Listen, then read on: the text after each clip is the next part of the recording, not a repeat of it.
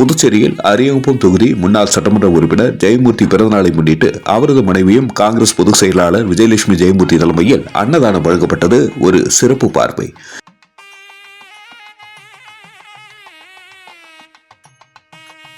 இன்று டிசம்பர் 16, 2025 செவ்வாய்க்கிழமை மதியம் 12 மணி அளவில் அரியாங்குப்பம் தொகுதி தேங்காய்த்திட்டு மாரியம்மன் கோவில் அருகில் முன்னாள் சட்டமன்ற உறுப்பினர் ஜெயமூர்த்தியின் பிறந்தநாளை கொண்டாடும் வகையில் தேங்காய்த்திட்டு காங்கிரஸ் கட்சியின் நிர்வாகிகள் சார்பாகவும் புதுச்சேரி மாநில காங்கிரஸ் விளையாட்டு பிரிவின் சார்பாகவும் அன்னாரது நினைவை போற்றும் வகையில் பொதுமக்களுக்கு அன்னதானம் வழங்கப்பட்டது.